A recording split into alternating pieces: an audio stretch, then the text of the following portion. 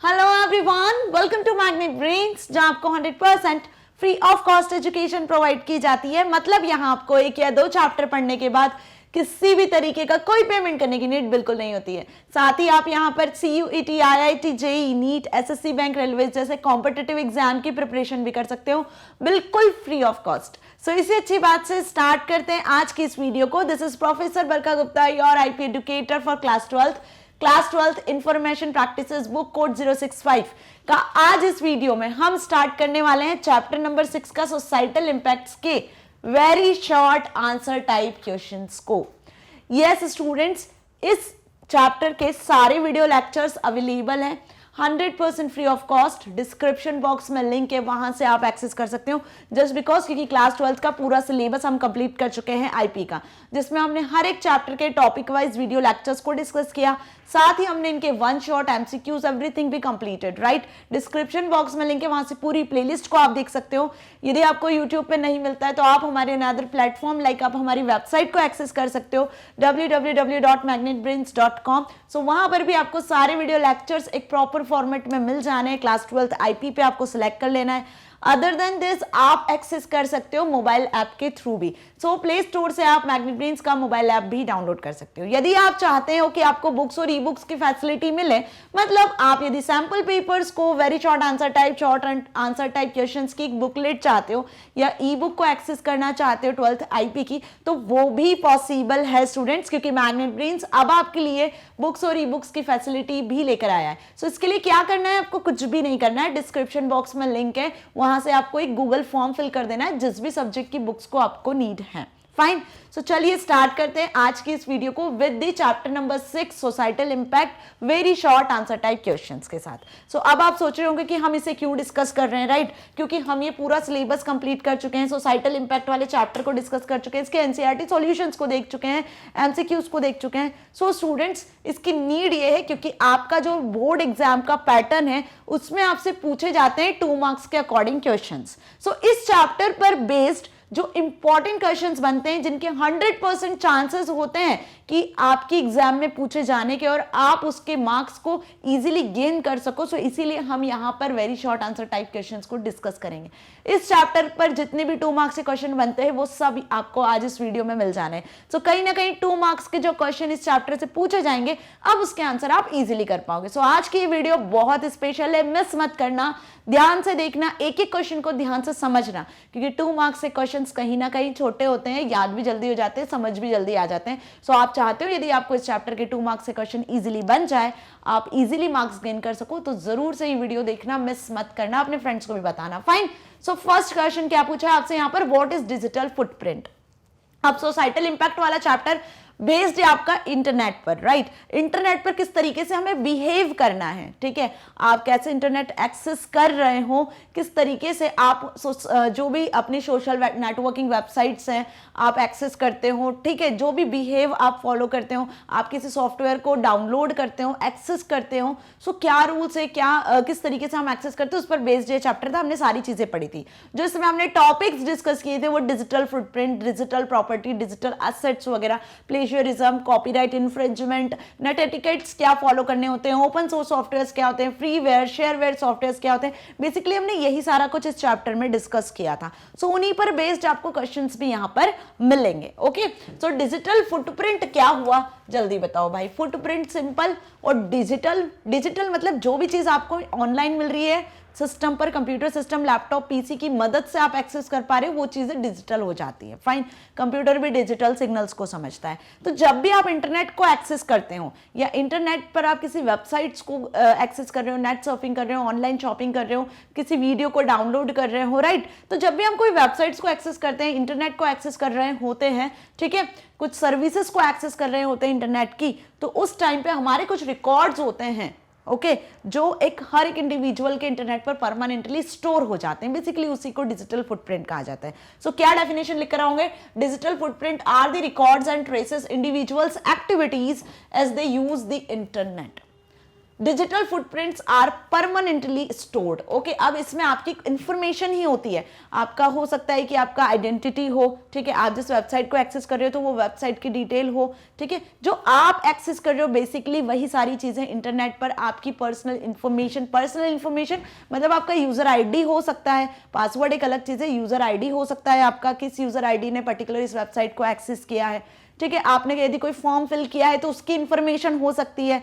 Okay, सो वही basically क्या कहलाता है, आपका डिजिटल फुटप्रिंट कहलाता है, राइट? समझ में आ गया? अब डेफिनेशन आएगी तो क्या आंसर लिखकर आओगे। नेक्स्ट क्वेश्चन बनता है व्हाट इज डिजिटल प्रॉपर्टी।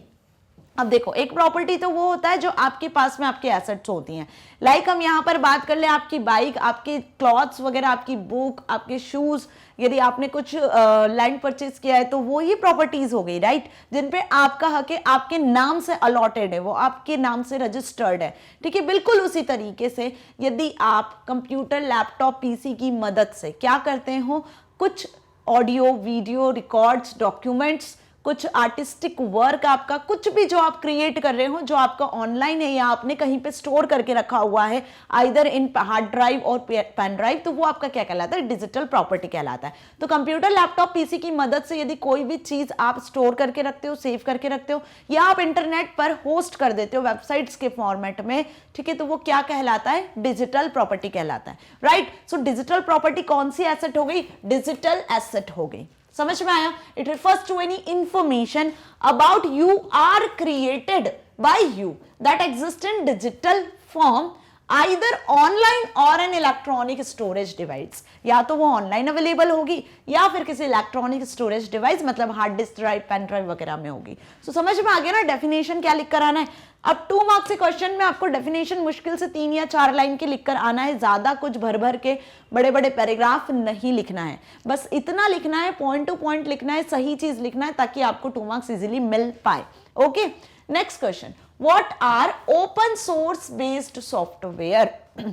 अब सॉफ्टवेयर कितने टाइप के होते हैं, ऑनलाइन आपको कैसे अवेलेबल होते हैं, वो हमने समझा था। तो यहाँ पर हमने डिफरेंट टाइप के सॉफ्टवेयर्स के बारे में पढ़ा था। क्या पढ़ा था? एक तो ओपन सोर्स सॉफ्टवेयर के बारे में पढ़ा था, दूसरा हमने देखा था यहाँ पर प्रोप्राइटरी सॉफ्टवेयर, ठीक है, प्रोप्राइटरी सॉफ्टवेयर। प्रोप्राइटरी सॉफ्टवेयर के बाद हमने क्या देखे थे, कुछ और सॉफ्टवेयर्स देखे थे, लाइक हमने यहाँ पर फ्रीवेयर सॉफ्टवेयर्स के बारे में डिस्कस किया था, शेयरवेयर सॉफ्टवेयर्स के बारे में डिस्कस किया था। तो ये जो सभी सॉफ्टवेयर है डिफरेंट टाइप्स है कि आपको ऑनलाइन किस तरीके से आप सॉफ्टवेयर्स को एक्सेस कर सकते हो। सो ओपन सोर्स जो सॉफ्टवेयर होते हैं ये सबसे ज्यादा पूछा जाता है। क्यों सबसे ज्यादा पूछा जाता है, इसका लॉजिक क्या है? जस्ट बिकॉज यहाँ पे जो प्रोग्राम होता है, जो भी आप सॉफ्टवेयर एक्सेस कर रहे हो, उसका सोर्स कोड फ्रीली अवेलेबल होता है। सोर्स कोड समझते हो ना, जिस पर्टिकुलर प्रोग्रामिंग लैंग्वेज में जिस सॉफ्टवेयर को आप डाउनलोड करने वाले हो, एक्सेस करने वाले हो, उसका सोर्स कोड, उस प्रोग्रामिंग कोड आपको मिल जाता है, ताकि उस कोड को आप चेंज कर सकते हो, मैनिपुलेट कर सकते हो, अपनी नीड के अकॉर्डिंग कोई नया सॉफ्टवेयर डिजाइन कर सकते हो उसका यूज करके, या उसी सॉफ्टवेयर में आप चेंजेस कर सकते हो अपनी नीड के अकॉर्डिंग, कस्टमाइज कर सकते हो basically. So open, O for open, open source software मतलब हर किसी के लिए वो सोर्स कोड ओपन रहता है, पब्लिक रहता है, आप उसे एक्सेस कर सकते हो, फ्री ऑफ कॉस्ट ये सॉफ्टवेयर आपको मिल जाते हैं, ठीक है। इसे आप कॉपी कर सकते हो, शेयर कर सकते हो, डिस्ट्रीब्यूट कर सकते हो। बेसिकली इसका जो सोर्स कोड होता है इसमें हम चेंजेस कर सकते हैं, ठीक है। ये सबसे ज्यादा पूछे जाने वाला क्वेश्चन होता है, ओपन सोर्स कोड। अब यहाँ पर इसके एग्जांपल्स की यदि हम बात करें तो इसके एग्जांपल्स आप बहुत सारे देख सकते हो, लाइक यहाँ पर हम लिनक्स सॉफ्टवेयर की बात करें, मोजिला फायरफॉक्स की बात करें, आपके सिलेबस में जो पाइथन सॉफ्टवेयर है, पाइथन प्रोग्रामिंग लैंग्वेज, वो भी एक ओपन सोर्स सॉफ्टवेयर का ही एग्जाम्पल है। फाइन, इसके बाद आ जाओ फ्रीवेयर सॉफ्टवेयर। तो ये डेफिनेशन सबकी बन सकती है, राइट, लेकिन सबसे ज्यादा पूछे जाने वाला जो क्वेश्चन होता है important, which is that is OSS, open source software. Freeware softwares क्या हो गए और शेयरवेयर सॉफ्टवेयर्स क्या हो गए। सो फ्रीवेयर सॉफ्टवेयर वो सारे सॉफ्टवेयर्स होते हैं जो फ्री ऑफ कॉस्ट आपको अवेलेबल होते हैं, ठीक है। आप इन्हें कॉपी कर सकते हो, डिस्ट्रीब्यूट कर सकते हो, शेयर कर सकते हो, लेकिन यहां पर जो सोर्स कोड वाली बात है ना वो नहीं होती, मतलब सोर्स कोड आपको अवेलेबल नहीं होता है। अब बात कर लें शेयरवेयर की, तो शेयरवेयर और प्रोप्राइटरी जो सॉफ्टवेयर्स होते हैं ये समथिंग सिमिलर ही होते हैं। मतलब यहां पर आपको सॉफ्टवेयर को एक्सेस करने के लिए कुछ अमाउंट पे करना होता है, मतलब आपको सॉफ्टवेयर परचेज करना होता है, कुल मिला के बात ये होती है। यहां पर आपको परचेसिंग जैसी कोई चीज नहीं होती, आपको फ्री ऑफ कॉस्ट सॉफ्टवेयर मिलते हैं। तो अब शेयरवेयर का मतलब क्या हुआ और प्रोप्राइटरी का मतलब क्या हुआ ये समझ लो। तो शेयरवेयर सॉफ्टवेयर का मतलब ये होता है कि यहां पे आपको वो सॉफ्टवेयर ट्रायल पीरियड के लिए कुछ टाइम के लिए फ्री मिलता है। जैसे कोई गेम से यदि आप परचेज करते हो हो, ऑनलाइन यदि परचेज करते हो, खेलते हो, तो आपको एक ट्रायल पीरियड मिलता है ना कि 2 दिन, 5 दिन या 1 हफ्ते आप उसको प्ले करके देखो, यदि आपको अच्छा लगता है तब आप परचेज करना। बिल्कुल उसी तरीके से शेयरवेयर सॉफ्टवेयर आपको ट्रायल पीरियड के लिए कुछ 2 दिन, 5 दिन के लिए मिलते हैं फ्री ऑफ कॉस्ट। आप उसे एक्सेस करो, चेक करो, टेस्ट करो, यदि आपको सॉफ्टवेयर अच्छा लगता है तो आप उसे फिर परचेज करो पर्टिकुलर अमाउंट पे करके, ठीक है। तो शेयरवेयर सॉफ्टवेयर वो है। लेकिन यहां भी जो सोर्स कोड वाली बात है कि सोर्स कोड मिल जाए, आप सॉफ्टवेयर में चेंजेस कर लो, तो that is not possible. Open source software ही एक ऐसा टाइप ऑफ सॉफ्टवेयर होता है जिसमें आपको सोर्स कोड मिलता है, बस ये ध्यान रखना। बाकी किसी भी टाइप के सॉफ्टवेयर में आपको सोर्स कोड फ्रीली नहीं मिलेगा, उसमें चेंजेस नहीं कर पाओगे।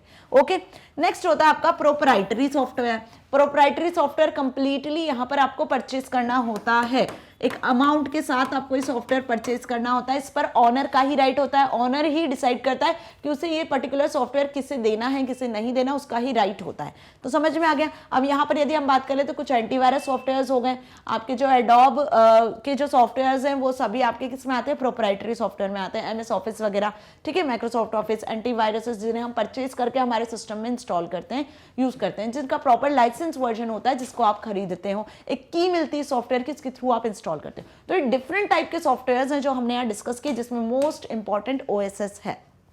ओके, क्यों है इंपॉर्टेंट? क्योंकि इसका जो सोर्स कोड होता है वो फ्रीली अवेलेबल होता है। So open source software which refers to a software whose source code is available to customers and it can be modified, it can be modified मतलब customized, मतलब सोर्स कोड में आप change कर सकते हो, and redistributed, redistributed मतलब copy कर सकते हो, शेयर कर सकते हो, फ्रेंड्स के साथ डिस्ट्रीब्यूट कर सकते हो विदाउट एनी लिमिटेशन, बिना किसी लिमिटेशन के।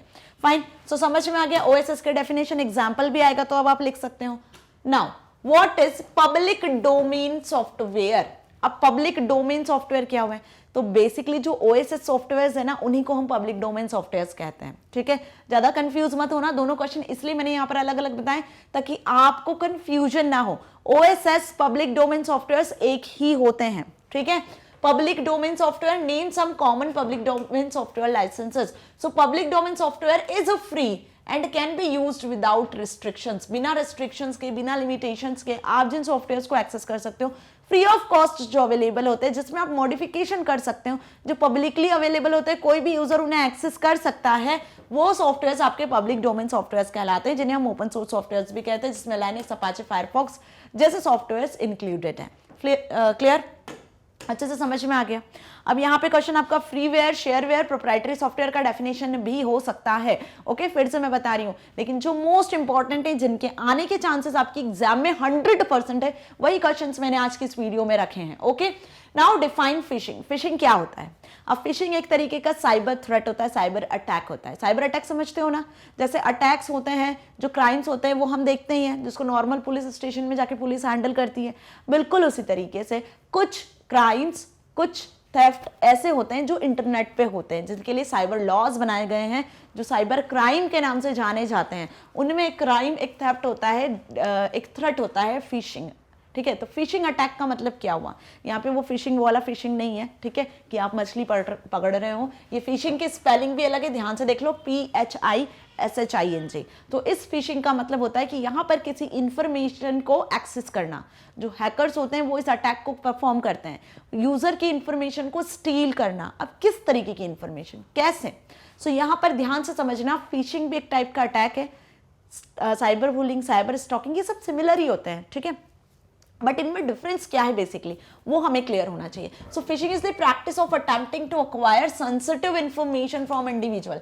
किसी इंडिविजुअल की सेंसिटिव इंफॉर्मेशन, उसकी फाइनेंशियल इंफॉर्मेशन, उसकी पर्सनल इंफॉर्मेशन, या फिर हम बोल सकते हैं यूजर आईडी, पासवर्ड, जो क्रेडेंशियल्स होते हैं उनको एक्सेस करना, है ना, उसको किसी तरीके से अनऑफिशियल वे में अटैक करके एक्सेस कर लेना over the internet by means of deception. So मतलब यहाँ पे फिशिंग की बात करें तो आपने देखा होगा कि स्पैम में आपके कुछ मेल्स होते हैं, उन पे आप गलती से ईमेल पे क्लिक कर दिया और कोई ऐसी फ्रॉडुलेंट वेबसाइट से वो मेल आया हुआ है और आपने क्लिक कर दिया और आपने अपनी इन्फॉर्मेशन शेयर कर दी, तो वहां पर भी आपके इन्फॉर्मेशन के, आपके आईडी के हैक होने के चांसेस होते हैं। So this type of attack is known as phishing attack. तो डेफिनेशन क्या लिख कर आओगे, समझ में आ गया? अब ये डेफिनेशन जैसी मैंने लिखी हुई है ना, बिल्कुल ऐसी लिख कर आओ, ये भी कंपल्सरी नहीं है, आप अपने ओन वर्ड्स में भी लिख कर आ सकते हो, लेकिन यदि आपको समझ में आया है तो, है ना। Next, define the terms scams. अब स्कैम्स क्या होते हैं? बहुत सुनते हैं हम, बिजनेस स्कैम्स होते हैं बड़े बड़े, ठीक है। तो यहाँ पर वो स्कैम्स जो ऑनलाइन परफॉर्म किए जाते हैं, बिजनेस एक्टिविटीज को, बिजनेस के फाइनेंशियल इंफॉर्मेशन को हैक करने के लिए यूज किए जाते हैं, वो स्कैम्स होते हैं। So any fraudulent business practices that extracts money from un unsuspecting ignorant person is called scam. भाई मनी को स्टील करना, ठीक है, बेसिकली बिजनेस से, ये क्या कहलाता है? एक तरीके का स्कैम कहलाता है। तो यही चीज जब ऑनलाइन हो रही है, ऑनलाइन किसी तरीके की कोई वेबसाइट्स के थ्रू, या जो फ्रॉडुलेंट वेबसाइट्स होती हैं ना, जनरली फ्रॉडुलेंट वेबसाइट्स भी होती हैं, बहुत सी ऐसी वेबसाइट्स मिलेंगी आपको जो फ्रॉडुलेंट होती हैं, जिनकी मदद से जिनका काम होता है बेसिकली क्या करना, आपके जो इन्फॉर्मेशन है, आपकी जो मनी है उसको एक्सट्रैक्ट करना। आजकल ऐसे ही केसेस देख रहे हैं हम, ओटीपी शेयर करते हैं, यदि आपने गलती से किसी अननोन कॉल को ओटीपी बता दिया, ठीक है, तो क्या होगा वहां पर, यदि ओटीपी आपने शेयर कर दिया तो आपका बैंक अकाउंट खाली हो जाएगा, भाई आपके पैसे चले गए। ऐसे केसेस हम दिन पर दिन देख रहे हैं, इस तरीके के साइबर क्राइम्स बढ़ते चले जा रहे हैं। तो हमें क्या करना है, हमें इन सभी से प्रोटेक्ट होकर रहना है। इट मींस कि आपको किसी भी फ्रॉडुलेंट वेबसाइट का हिस्सा नहीं बनना है। बहुत सारे प्रोटेक्शंस होते हैं जो हम आगे क्वेश्चंस में भी डिस्कस करेंगे। किसी भी वेबसाइट को एक्सेस करने के पहले उसके पहले देखो कि एस लगा है कि नहीं, दैट इज HTTPS, इस तरीके का पैडलॉक साइन है या नहीं है। आप हमेशा जो पासवर्ड है वो हमेशा कैसा रखो, स्ट्रॉन्ग पासवर्ड का यूज करो, ठीक है। आप जिस भी वेबसाइट को एक्सेस कर रहे हो बहुत ध्यान से एक्सेस करो, कहीं उस वेबसाइट में कोई लेटर मिसिंग तो नहीं है, मतलब सेम नेम से वेबसाइट्स होती हैं बट फ्रॉडुलेंट होती हैं। सो उसका बेस्ट एग्जांपल यही, जैसे यदि आप नेट बैंकिंग कर रहे हो तो नेट बैंकिंग करते टाइम आपको ऑफिशियल वेबसाइट को ही एक्सेस करना है, क्योंकि सेम नाम से जो हैकर्स होते हैं वो वेबसाइट्स को क्रिएट करते हैं, मैलिशियस सॉफ्टवेयर्स होते हैं जो हमारी वेबसाइट्स के थ्रू हमारी इंफॉर्मेशंस को एक्सेस करने की कोशिश करते हैं, right. So next question based on this, like what do you mean by hacking. Hacking क्या होता है, सबने सुना है, बहुत बार सुना होगा, इस पर कोर्सेज भी होते हैं। हैकिंग भी दो टाइप की होती है, एथिकल अनएथिकल हैकिंग होती है ना, हमने सब डिस्कस किया इस चैप्टर में, राइट। सो हैकिंग बेसिकली होता क्या है, 2 मार्क्स में आपसे ज़्यादा डिटेल में तो नहीं पूछेंगे, define, example, two advantage, disadvantage, ऐसे ही क्वेश्चन पूछे जाएंगे, राइट। सो बेसिकली डिफाइन वाले क्वेश्चन ज्यादा बनते हैं और एग्जाम्पल बेस्ड कैसे क्वेश्चंस बनते हैं वो भी आगे डिस्कस करेंगे। सो हैकिंग का मतलब क्या हुआ, वो यूजर जिससे ऑथराइजेशन नहीं है, जिससे परमिशन नहीं है, फिर भी वो आपकी इंफॉर्मेशन को स्टील कर रहा है, एक्सेस करने की कोशिश कर रहा है, वो हैकर कहलाता है। और इस प्रोसेस को, जिस प्रोसेस की मदद से वो ये काम कर रहा है, उसे हैकिंग कहते हैं। बेसिक सिंपल डेफिनेशन तो यही हो गई। So hacking refers to gaining unauthorised access, मतलब अनऑथराइज्ड एक्सेस लेने की कोशिश करना टू अ नेटवर्क और अ कंप्यूटर और a digital files with an intention to steal or manipulate data or information to install malware. So basically इसी process को हम क्या कहते हैं, हैकिंग कहते हैं ना। अब हैकिंग में जो मेलवेयर सॉफ्टवेयर होते हैं वो आपके कंप्यूटर सिस्टम में ऑटोमेटिकली इंस्टॉल हो जाते हैं, जैसे वायरसेस आ जाते हैं, ठीक है। सो ये कैसे आते हैं, कहीं ना कहीं आपने किसी लिंक पे क्लिक किया होगा या किसी वेबसाइट को एक्सेस कर लिया होगा, ठीक है, जो किसी हैकर ने बनाई हुई है, राइट। जब आपने उसे एक्सेस कर लिया तो आपका सिस्टम स्लो डाउन होने लगता है, वायरसेस आने लगते हैं, राइट।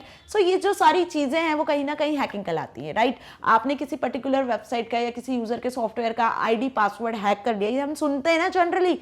तो कैसे, मतलब कोई अनऑथराइज्ड यूजर जिसे ID पासवर्ड पता भी नहीं है फिर भी वो एक्सेस कर लेता है, तो that is called hacking, right. So unauthorised access को गेन करने की कोशिश करना किसी कंप्यूटर डिजिटल फाइल्स के through with an intention to steal, manipulate data और information to install malwares, that is called hacking, okay. अब वो पर्सन जो हैकिंग करता है उसे हम हैकर कहते हैं, क्योंकि इस पर बेस्ड भी एक क्वेश्चन आने वाला है, right. Now define spoofing.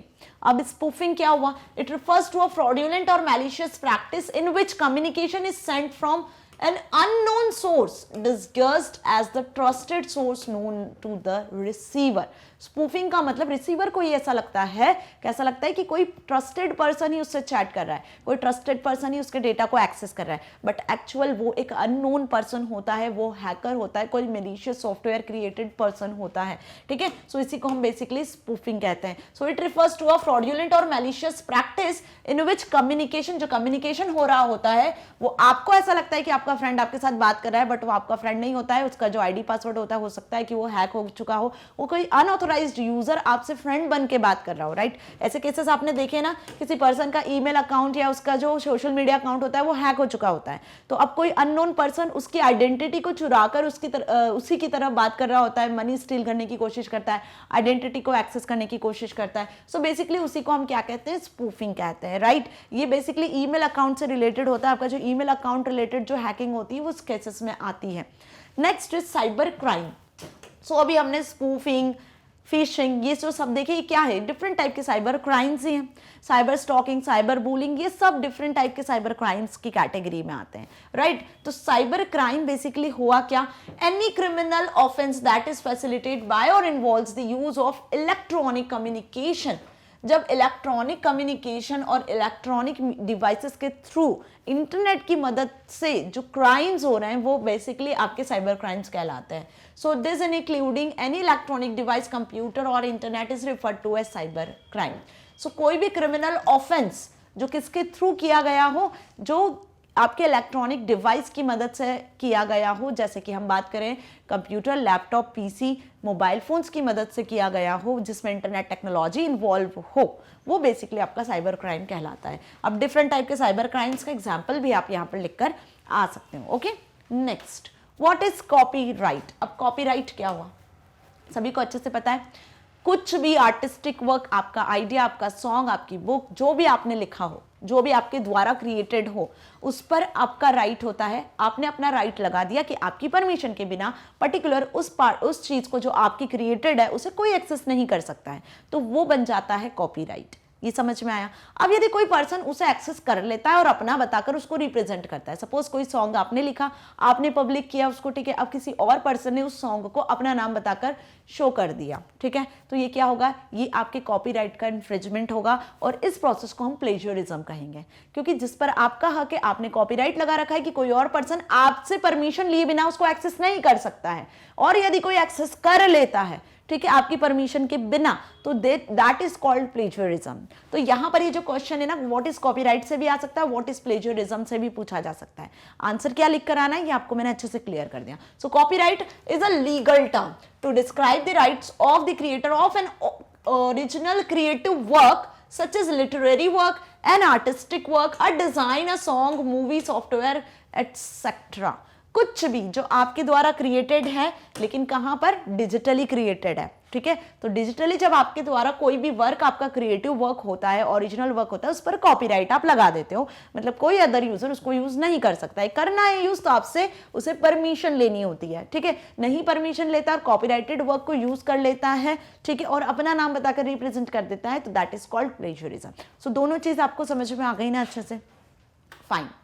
What are net etiquettes? अब net etiquettes क्या हुए, तो net etiquettes जो नॉर्मली एटिकेट्स, मैनर्स हम घर में, स्कूल में फॉलो करते हैं, राइट। बिहेव जैसे आप नॉर्मली करते हो वैसा ही बिहेवियर आपका होना चाहिए, कहाँ पर, इंटरनेट पर भी। तो इंटरनेट पर बेस्ड जब सर्विसेज को आप एक्सेस कर रहे हो, लाइक आप सोशल नेटवर्किंग वेबसाइट्स को एक्सेस कर रहे हो, आप कुछ नेट सर्फिंग कर रहे हो, ओके, आप कुछ ब्लॉग्स वगैरह लिखते हो, सो जब आप इस तरीके की सर्विसेज को एक्सेस करते हो, तो वहाँ जिस बिहेवियर को, जिस एटिकेट्स को आपको फॉलो करना होता है नेटवर्क में, इंटरनेट पे, that is called net etiquettes. Okay, अब नेट एटिकेट्स होता क्या है, इस वर्ड का क्या मतलब है। So the word net etiquettes derive from the combination of the words net मतलब इंटरनेट एंड एटिकेट्स मतलब के manners, okay, behaviour. So net और एटिकेट को मिलकर नेट एटिकेट्स बना है। It refers to online manner which using internet और working online. समझ में आ गई मेरी बात।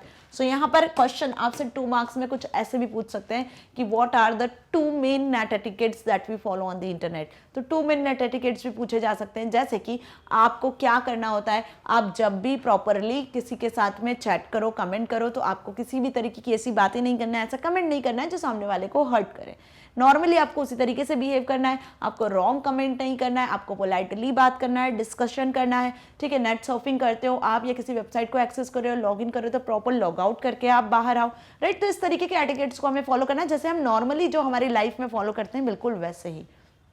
नेक्स्ट देखो क्या है, हु आर हैकर्स। आ गया क्वेश्चन, हैकिंग से रिलेटेड ही मैंने बताया था कि हैकर्स कौन होते हैं, हैकिंग क्या होती है, दोनों चीजों में डिफरेंस है। वो पर्सन जो कि मैलिशियस सॉफ्टवेयर्स को क्रिएट करता है और क्रिएट करके अपलोड कर देता है, और यदि किसी यूजर ने गलती से उस पर्टिकुलर वेबसाइट को, फ्रॉडुलेंट को एक्सेस कर लिया, तो पर्टिकुलर वो सिस्टम और सारी चीज़ें हैंग हो जानी है, ठीक है, उसकी इन्फॉर्मेशन एक्सेस हो जानी है, क्योंकि वो मैलिशियस सॉफ्टवेयर कहीं ना कहीं उस पर्सन को एक्सेस करेंगे। सो अनऑथराइज्ड एक्सेस जो होती है, जो पर्सन एक्सेस करने की कोशिश करता है, that is called hackers. So hacker is someone who gains unauthorised access to your network of computer or digital files with an intention to steal or manipulate data or information to install malwares. Okay, same line है, जो process होगी इसमें वो hacking होगी और जो person करेगा ये काम वो हैकर होगा। Fine. Now question number 13, Rishika found a crumpled paper under her desk. अभी तक सिंपल डिफाइन वाले क्वेश्चन हमने देख लिए। अब कुछ एप्लीकेशन बेस्ड क्वेश्चन भी आपसे 2 मार्क्स में पूछ सकते हैं आपकी एग्जाम में। एप्लीकेशन बेस्ड क्वेश्चन मतलब कुछ इस तरीके से, ठीक है। अब यहाँ तो मैंने कुछ ऑप्शंस दिए हैं, हो सकता है आपको ये ऑप्शंस ना दे, जनरली जैसा कि पैटर्न हमारा बोर्ड एग्जाम का पैटर्न होता है, ये ऑप्शंस ना दे, डायरेक्ट आपसे यहाँ पर आंसर पूछ लें, तो आपको आंसर लिख कर भी आना पड़ सकता है, ठीक है। आप बहुत ध्यान से क्वेश्चन समझना। Rishika found a crumpled paper under her desk, she picked it up and opened it. Ritika ने क्रम्पल्ड पेपर अपने डेस्क के नीचे देखा, उसने उठाया वो पेपर, खोला और चेक किया, तो क्या निकला उसमें? इट कंटेन्ड सम टेक्स्ट, कि उसमें कुछ टेक्स्ट लिखा हुआ था, which was struck off thrice, but she could still figure out easily that the struck of text was the email ID and password of Gravit. उसने क्या देखा कि उसमें ग्रवित जो उसका फ्रेंड है उसका ईमेल आईडी और पासवर्ड लिखा हुआ है। अब वो आश्चर्य में थी कि ऐसा कौन कर सकता है, किसी का ईमेल आईडी पासवर्ड कोई ऐसा क्रम्पल्ड पेपर में लिखकर फेंकेगा तो क्या होगा, उसका आईडी पासवर्ड कहीं ना कहीं लीक हो जाएगा, चांसेस होंगे, ठीक है। So what is the ethical correct for Rishika to do? अब ऋषिका को क्या करना चाहिए? क्या उसका आईडी पासवर्ड उसको अपने पास रखना चाहिए और उसका मिसयूज करना चाहिए, है ना, या उसको ऐसा नहीं करके उसको ग्रवित को इन्फॉर्म करना चाहिए कि भाई अपना आईडी पासवर्ड ये है तो पासवर्ड चेंज करो, क्योंकि कहीं ना कहीं ये पब्लिक हो जाएगा और उसके इंपॉर्टेंट इन्फॉर्मेशन के लॉस हो सकते हैं, है ना। सो यहाँ पर हम किस तरीके से सोचेंगे, एक हैकर बन के सोचेंगे या फिर हम एक प्रॉपर नेट एटिकेट्स को फॉलो करेंगे? तो मेरी बात दोनों तरीके से समझ में आ रही है, कैसा क्वेश्चन ये आपसे पूछा है। सो यहाँ पर जो आपका आंसर होगा क्या होना चाहिए, ये ऑप्शंस नहीं भी दिए रहेंगे तो आपको करेक्ट आंसर लिख कर आना है। एक हैकर बन के नहीं सोचना है, आपको नेट एटिकेट्स के थ्रू प्रॉपर क्या एटिकेट फॉलो करना है यहाँ पर वो लिख कर आना है, तभी आपको 2 मार्क्स मिलेंगे। समझ में आया? So inform Gravit to so that he may change his password, give the password to Gravit email ID to all other classmates, use Gravit's password to access his account। तो क्या उसको अकाउंट उसे एक्सेस करना चाहिए? बिल्कुल नहीं, ये नेट एटिकेट्स के खिलाफ है। क्या उसको अपने क्लासमेट्स को बांट देना चाहिए, भाई लो ये ग्रवित का ईमेल आईडी और एक्सेस करो, ठीक है? बिल्कुल नहीं, ये भी आपके एक तरीके से हैकिंग प्रोसेस में आ जाता है, आप यहाँ पे मिस यूज कर रहे हो ना, ठीक है। समझ में आई मेरी बात? So inform Gravit so that he may change his password, कि आप ग्रवित को इन्फॉर्म करो कि वो अपना पासवर्ड चेंज करे, ठीक है। सो यहाँ पे क्या आ गया आपका आंसर? फर्स्ट। समझ में आ गया क्या आंसर लिखकर आना है, कैसे क्वेश्चंस आपसे पूछे जा सकते हैं। Now 14th question, Suhana is down with fever so she decided not to go to school tomorrow. Generally होता है, सभी के साथ होता है, हम बहाने भी बना लेते हैं कभी कभी सुबह स्कूल नहीं जाना है तो। Next day in the evening she called up her classmate Shaurya and inquired about the computer class, ठीक है। नेक्स्ट डे उसने क्या करा, उसके फ्रेंड से शौर्य से पूछा कि क्या पढ़ाया था कंप्यूटर क्लास में। She also requested him to explain the concept, even उसने ऐसा भी कहा कि जो कॉन्सेप्ट पढ़ाया गया उसे मुझे एक्सप्लेन करो। Shaurya said ma'am taught us how to use tuples in Python. उसने क्या बताया कि कंप्यूटर क्लास में मैम ने पढ़ाया कि पाइथन में टपल्स को कैसे यूज किया जाता है। Further, he generously saved, give me some time, I will email you the material which will help you to understand tuples in Python।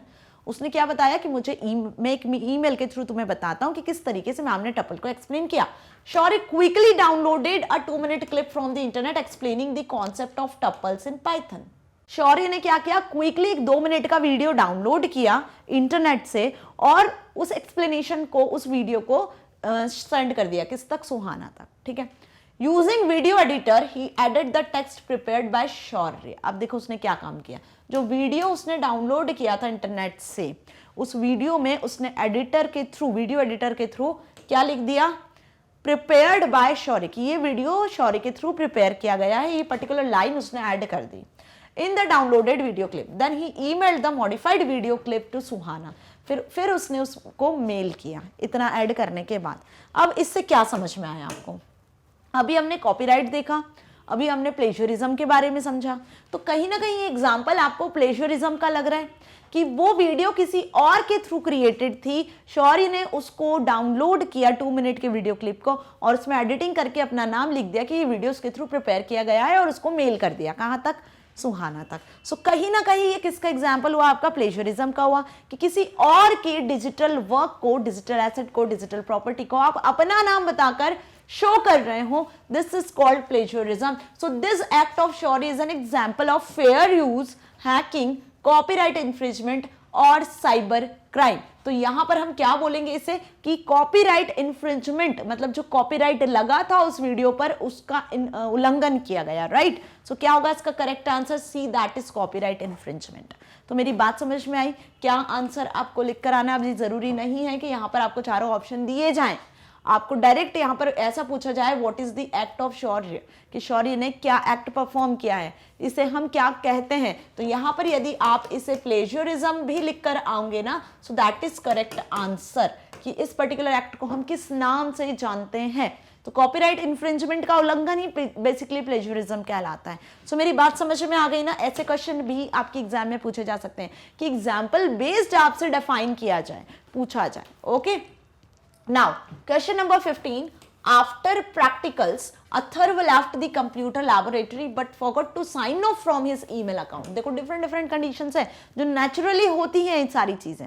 Okay, practicals के बाद कंप्यूटर प्रैक्टिकल्स होते हैं आपके स्कूल में भी, राइट। आप सभी के पास अपना अपना सिस्टम होता है स्कूल में जिसमें आप प्रैक्टिकल्स करते हो। तो प्रैक्टिकल के बाद अथर्व ने क्या करा, कंप्यूटर लैब में गया और अपने अकाउंट से साइन ऑफ करना भूल गया। मतलब उसका अकाउंट जिसमें उसने लॉग इन किया था वो लॉग इन ही है, साइन ऑफ नहीं किया, साइन इन दिया।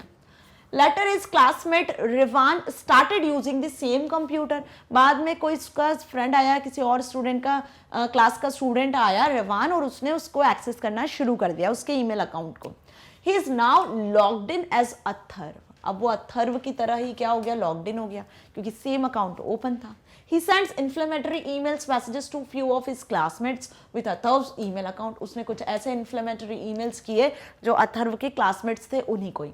रिवान्स activity is an example of, अब ये जो रिवान काम कर रहा है किसी और की ईमेल आईडी को एक्सेस कर रहा है, कहीं ना कहीं एक तरीके से देखा जाए तो प्रॉपर नेट एटिकेट्स को फॉलो नहीं कर रहा है, किसी और की ईमेल आईडी को गलती से जो लॉगिन में मिल गया है उसको काम उसी पर्सन के थ्रू मेल सेंड कर रहा है, ठीक है, मैसेजेस सेंड कर रहा है। सो ये एग्जाम्पल किसका होगा, किस तरीके का साइबर क्राइम हम इसे कहेंगे। कहीं ना कहीं है तो साइबर क्राइम ही, बट किस तरीके का साइबर क्राइम है। अब यहाँ पर आपको ऑप्शंस भी दिए हुए हैं, मैंने आंसर्स भी बता दिया है। ये ऑप्शंस नहीं देंगे तो आप क्या लिख कर आओगे भाई, यहाँ पर आपको लिख कर आना होगा आइडेंटिटी थेफ्ट, जस्ट बिकॉज इसे हम हैकिंग नहीं कहेंगे, इसे हम साइबर बुलिंग और प्लेजरिज्म भी नहीं कहेंगे, क्योंकि प्लेजरिज्म आपको समझ में आ गया। साइबर बुलिंग मतलब एक तरीके से जब आप किसी को परेशान कर रहे होते हो ना, साइबर बुलिंग होता है, राइट। सो जो भी आपका हम बोल सकते हैं सोशल नेटवर्किंग साइट्स होते हैं, आप रॉन्ग कमेंट्स वगैरह करते हो तो वो साइबर बुलिंग के केसेस में आता है। आइडेंटिटी थेफ्ट क्यों कहेंगे यहां पर हम इसे, क्योंकि यहां पर रिवान अथर्व की आइडेंटिटी का यूज कर रहा है। रिवान क्या कर रहा है, अथर्व के ईमेल अकाउंट से अथर्व बनकर मेल्स मैसेजेस शेयर कर रहा है, मेल्स सेंड कर रहा है। मेरी बात समझ में आ गई। तो identity theft is the correct answer. Identity theft means obtaining someone's credentials to commit some online fraud. किसी के क्रेडेंशियल्स का यूज करना मतलब लॉगिन आईडी पासवर्ड का यूज करके कुछ ऑनलाइन फ्रॉड जैसी एक्टिविटी को परफॉर्म करना, साइबर क्राइम का हिस्सा बनना, that is called identity theft. Okay, now 16th question, you got this SMS from your bank querying a recent transaction. एक रिसेंट आपने कोई ट्रांजेक्शन किया। अब ट्रांजेक्शन आप समझते हो बैंक के थ्रू विड्रॉल डिपॉजिट जैसा कोई ट्रांजेक्शन आपने किया, तो आपको बैंक से कुछ मैसेज मिला, एक एसएमएस आया। अब आंसर दी फॉलोइंग, उस पर बेस्ड आपको 2 क्वेश्चंस दिए हुए हैं, उनके आंसर करना है। बहुत ध्यान से समझना, इस तरीके का क्वेश्चन भी एग्जाम में आ सकता है। मैंने आज की इस वीडियो में आपको बेसिकली डिफरेंट टाइप के क्वेश्चंस इसलिए रखे हैं ताकि आपको समझ में आ सके कि आपकी बोर्ड एग्जाम पर इन पर बेस्ड इस तरीके के क्वेश्चंस आ सकते हैं। मेरी बात समझ में आ रही। डिफाइन टाइप की भी देखे, एग्जाम्पल्स भी देखे हमने, और साथ ही हमने कुछ एग्जाम्पल बेस्ड क्वेश्चन भी देखे। अब इस क्वेश्चन को ध्यान से समझ लो, क्या लिखा है इसमें, Will you SMS your PIN number to given contact number? भाई आपने कोई ट्रांजेक्शन किया और उसके बाद आपको बैंक के थ्रू ऐसा मैसेज आ रहा है कि will you SMS your PIN number? क्या आप अपना पिन नंबर मैसेज करोगे जो गिवन कॉन्टैक्ट नंबर उन्होंने दिया उस पर। तो जब ऐसा कोई मैसेज आए ना तो उस पर बिल्कुल भी भरोसा मत करना और ना अपना पिन नंबर कभी शेयर करना। क्या बताया मैंने, अपनी कॉन्फिडेंशियल इंफॉर्मेशन, आपका एटीएम पिन, आप यदि गूगल पे, पेटीएम यूज करते हो, फोन पे वगैरह, उस पर जो पिन जनरेट होता है वो पिन, ये किसी के साथ शेयर नहीं करना होता है, ना कोई ओटीपी। ये किसी के साथ शेयर नहीं करना, ये सिर्फ आपको पता होना चाहिए, ठीक है, ताकि ये सारी जो चीज़ें हैं ना, इन्हीं के बिहाफ पे आप अपने मनी को बचा सकते हो।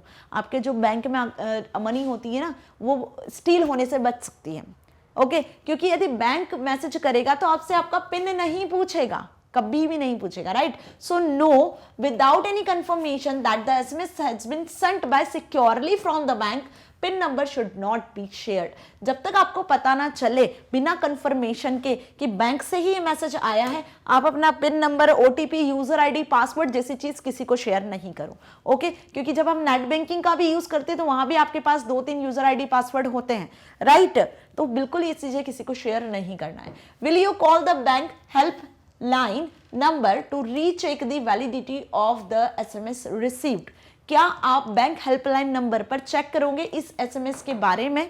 सो यस, आप कैसे कंफर्मेशन लोगे? आप बैंक में कॉल करोगे, पूछोगे कि मुझे इस तरीके का मैसेज आया है, okay. So yes, for checking the validity of the message received, bank helpline number may be contacted, right. So इस तरीके के क्वेश्चन आपसे एग्जाम में पूछे जा सकते हैं। बहुत इजी क्वेश्चंस हैं, इजीली आंसर कर सकते हो, सही आंसर करके आना ताकि आपको 2 मार्क्स मिल सके।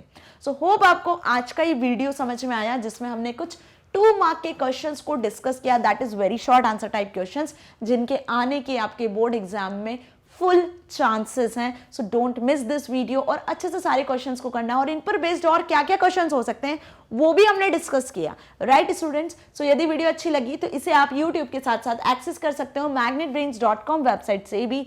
प्ले स्टोर पर मोबाइल ऐप भी अवेलेबल है, वहां से भी आप सारे वीडियो लेक्चर्स को एक्सेस कर सकते हो फ्री ऑफ कॉस्ट। कोई तरीके का किसी भी पेमेंट को आपको नहीं करना है। आप साथ ही CBSE, NTSC, Olympiad, CUET, IIT, JEE, NEET, UPBR board, bank, insurance, RRB, UPSC, जैप कैप जैसे कॉम्पिटिटिव एग्जाम की प्रिपरेशन भी कर सकते हो, ना सिर्फ K-12, क्योंकि मैग्नेट ब्रेन्स आपको 100% free high quality education provide कर रहा है, ताकि आप अपनी एग्जाम में बहुत अच्छे मार्क्स को स्कोर कर सकते हो, साथ ही साथ अपनी लाइफ में कुछ बहुत अच्छा अचीव कर सकते हो। सो मिलेंगे नेक्स्ट वीडियो में इस चैप्टर के शॉर्ट आंसर टाइप क्वेश्चंस के साथ। Till then stay happy. Thank you so much.